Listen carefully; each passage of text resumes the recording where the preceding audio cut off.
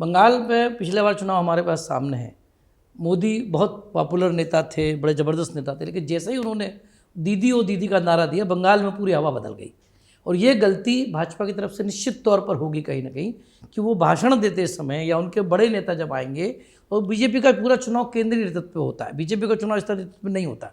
देवेंद्र फडणवीस अकेले स्थानीय चेहरा है, बाकी कोई मुंबई का चेहरा बीजेपी के पास नहीं है। नाम है, चेहरे नहीं है। यदि कहीं राष्ट्रीय बात होने लगी बहुत तेज, तब स्थानीय होता है। और उसमें एक ऐतिहासिक पहलू भी आपको इसलिए भी बताता हूँ थोड़ा सा, मुझे लगता है ये जानना जरूरी है कि महाराष्ट्र के डीएनए में दिल्ली से झगड़ा है हमेशा से।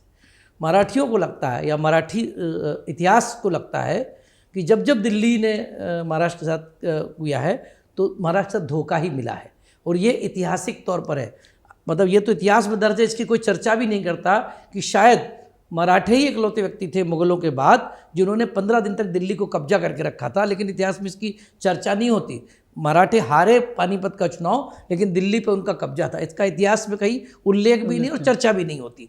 लेकिन मराठों को लगता है कि जब जब दिल्ली के साथ उनका होता है, तो दिल्ली उनके साथ धोखा करती है, और दिल्ली जब मजबूत होगा तो महाराष्ट्र कमजोर होता है। यह एक ऐतिहासिक डीएनए है यहाँ के लोगों का। यही वजह है कि क्षेत्रीय पार्टियाँ हमेशा महाराष्ट्र में पनपी नहीं, चाहे महाराष्ट्र का इतिहास, जिस दिन से महाराष्ट्र बना उस दिन से लेकर आज तक, 1961 से लेकर आज तक, महाराष्ट्र में क्षेत्रीय पार्टियों की जगह हमेशा रही। ऐसा नहीं हो गया कि क्षेत्रीय पार्टियां पूरी तरह समाप्त हो गई।